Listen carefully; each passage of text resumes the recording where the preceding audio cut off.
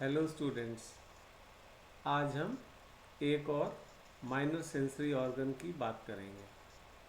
पिछले वीडियो में मैंने बताया था जो हमारे 5 सेंसरी ऑर्गन्स हैं, आइज़, ईयर, स्किन, टंग और नोज़। हिंदी में आँख, कान, त्वचा, जिह्वा और नाक। इन पांचों संवेदी अंग को हम ब्रॉडली मुख्यतः दो जो है भागों में बांट सकते हैं। मेजर सेंसरी ऑर्गन यानी कि प्रमुख संवेदी अंग और माइनर सेंसरी ऑर्गन यानी कि जो प्रमुख नहीं है। तो जो हमारे आइज़ और ईयर हैं ये मेजर सेंसरी ऑर्गन्स में आते हैं, ये प्रमुख संवेदी अंग हैं। एक तो हमें अपने लगभग सभी कामों में इनकी ज़रूरत पड़ती है। सर्वाइवल के लिए सबसे ज़्यादा इम्पोर्टेंट है ये। हर काम में जो है इनके बिना प्रॉब्लम होती है, इसलिए भी हम इनको मेजर सेंसरी ऑर्गन कहते हैं। यदि हम किसी ऐसे व्यक्ति से मिलें जिसकी आँख या कान या दोनों काम नहीं कर रहे तो हमको तुरंत पता लग जाता है कि इसके सेंसरी ऑर्गन आँख या कान में कोई प्रॉब्लम है। लेकिन अगर किसी व्यक्ति की त्वचा या जिह्वा या नाक में कोई समस्या है तो वो हमको तुरंत पता नहीं लगता है। हो सकता है थोड़ी देर बाद पता लग जाए या किसी घटना से पता लग जाए, लेकिन चांसेस कम है कि वो हमको पता भी लग पाए कि इस आदमी की त्वचा या जिह्वा या नाक में कोई प्रॉब्लम है। लेकिन हाँ, आँख और कान में कोई प्रॉब्लम होगी तो तुरंत पता लग जाएगा।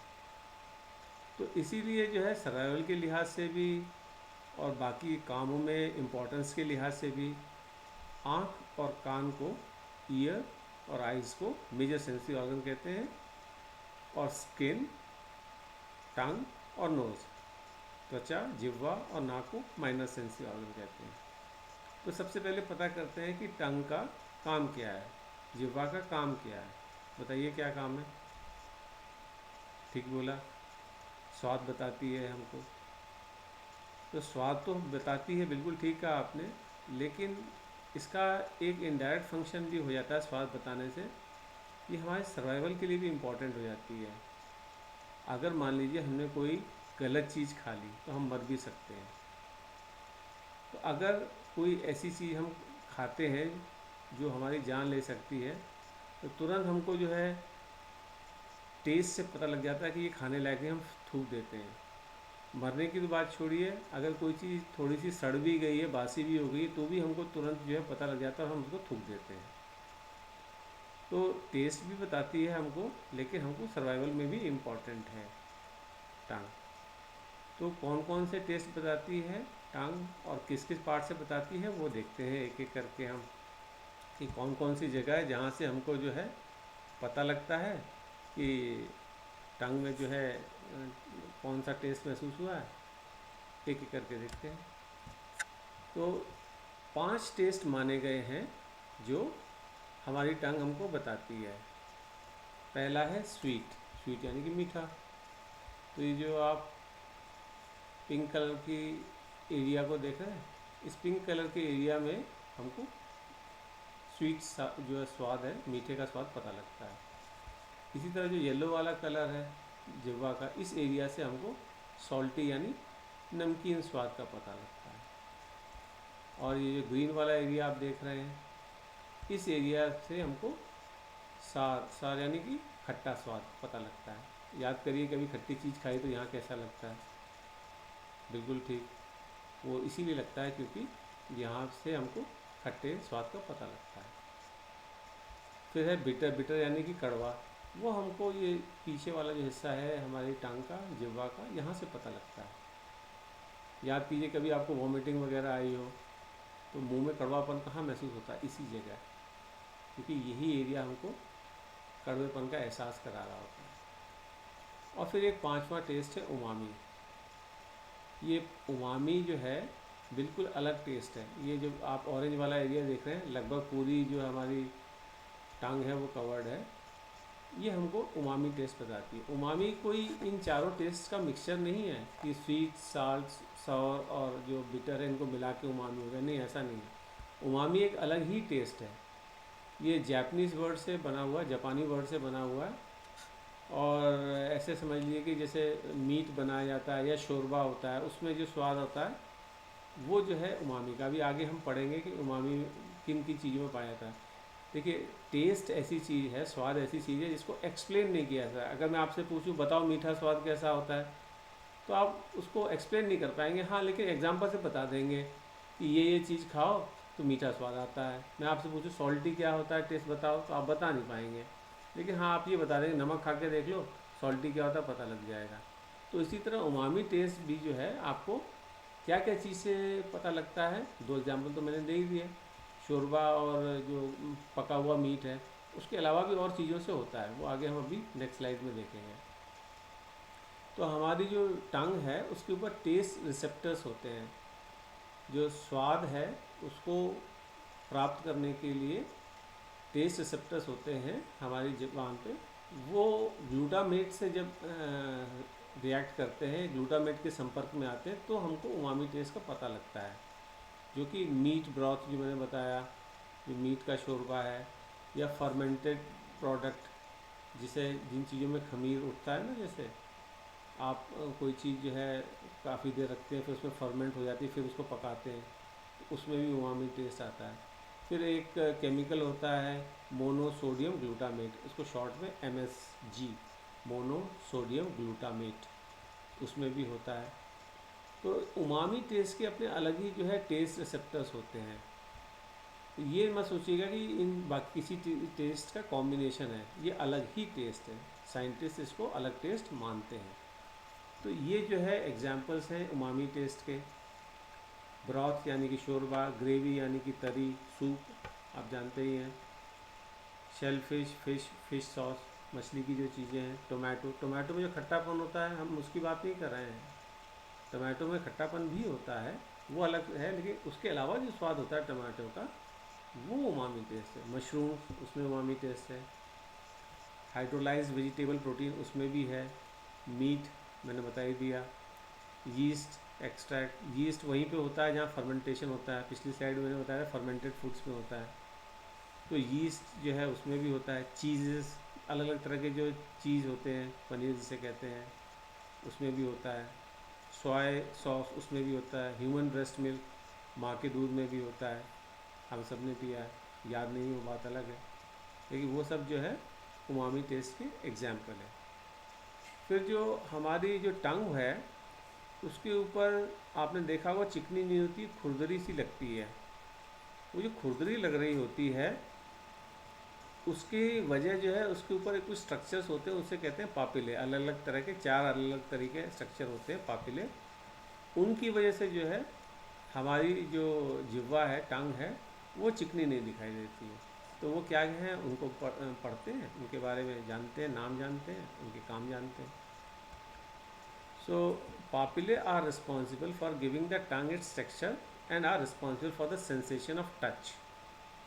तो जो हमारी जिह्वा है उस पे उसका जो टेक्सचर है, यानी कि वो खुरदरी सी जो लग रही है, वो पापिले की वजह से, और जिह्वा पे कुछ टच हुआ कि नहीं हुआ ये भी हमको पापिले बताते हैं। तो 4 डिफरेंट तरह के पापिले होते हैं। ये लगभग जो हमारी टंग का सामने का 2/3 हिस्सा होता है उसमें पापिले होते हैं। तो 4 कौन कौन से पापिले हैं और उन कैसे दिखते हैं ये हम देखते हैं। तो 4 जो पापिले हैं उनके नाम है, पहला है फंगीफॉर्म पापिले।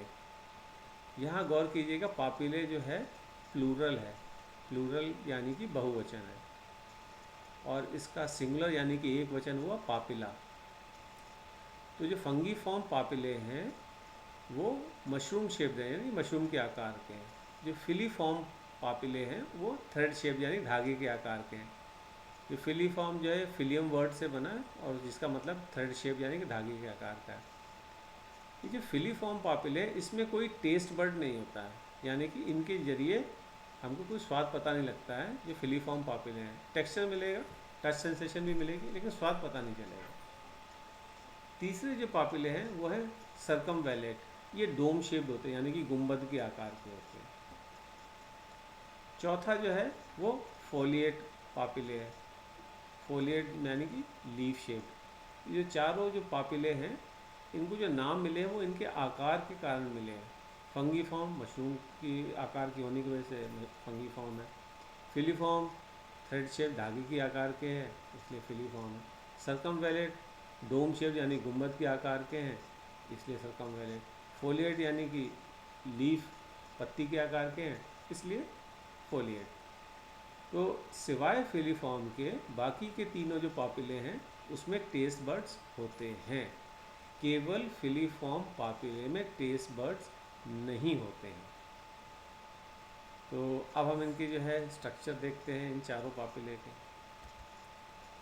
और इनकी लोकेशन देखते हैं। तो पहले लोकेशन देखते हैं। तो ये जो आपके सामने जो है लोकेशंस हैं वो इस तरीके से हैं। तो हम पीछे से स्टार्ट करते हैं।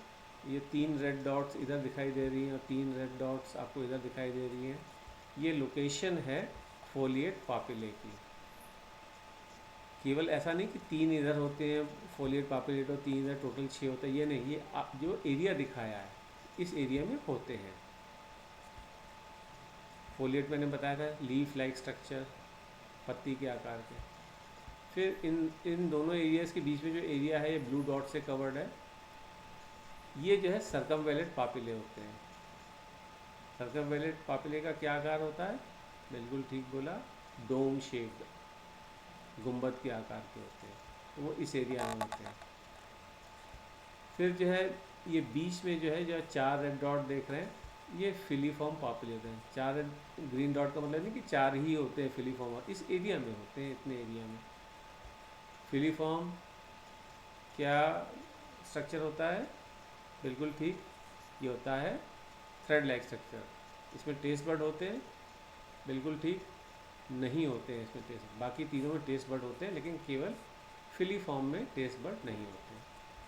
फिर है फंगीफॉर्म पापिले, ये जो येलो डॉट्स देख रहे हैं इस एरिया में पाए जाते हैं। ये नहीं कि जितने येलो डॉट्स है बस इतने ही होते हैं, ऐसा नहीं, ये एरिया है, इस एरिया में फंगीफॉर्म पापिले पाए जाते हैं। क्या शेप होता है इनका? मशरूम का शेप, इसलिए इनको फंगीफॉर्म पापिले हैं। अब इनको हम और डेप्थ में देखते हैं ये कैसे होते हैं। तो ये हमारी टंग है, यहाँ हमने पिछली स्लाइड में देखा था सर्कमवेलेट पापिले होते हैं। अब यहाँ देख रहे होंगे आप इस स्लाइड में पापिला वर्ड यूज़ किया हुआ, पापिले नहीं लिखा है। उसका रीज़न ये है कि यहाँ पे हम एक एक सिंगल जो है पापिला को दिखा रहे हैं। अगर हम जब कई की बात करेंगे तो पापिले बोलेंगे, और जब एक की बात करेंगे तो पापिला बोलेंगे। तो जो सर्कमवेलेट पापिला है वो ऐसा होता है, गुंबद के आकार का। इसमें यहाँ पे टेस्ट बर्ड्स भी होते हैं। टेस्ट बर्ड को और आप एक्सपेंड करके माइक्रोस्कोप से देखें तो ऐसा दिखाई देगा टेस्ट बर्ड। फिर जो है इसके बाद यहाँ पे जो है कौन से टेस्ट बर्ड है? फोलिएट। फोलिएट मतलब पत्ती के आकार के। ये देखिए चिकना जैसे पत्ती होती है, ऐसे चिकने हैं, फ्लैट, ये फोलिएट पापिले। फिर इधर कौन से हैं? फिलीफॉर्म पापिले थे, तो ये फिलीफॉर्म पापिला है। ये देखिए धागे के जैसा स्ट्रक्चर है इसका, इसलिए इसको जो है फिलीफॉर्म पापिला बोलते हैं। और लास्ट में फंगीफॉर्म, उसकी लोकेशन यहाँ थी। तो फंगीफॉर्म कैसा? मशरूम के आकार का था, तो ये मशरूम शेप है। तो इस तरह से ये हमारे जो टंग के स्ट्रक्चर, उसके फंक्शन और एरियाज ऑफ टेस्ट हमने पढ़े। मुझे पूरी उम्मीद है आपको अच्छे से समझ में भी आया होगा और याद रखने में भी आसान रहेगा। तो हम मिलते हैं कुछ समय बाद और वीडियोस के साथ में। See you soon with more videos.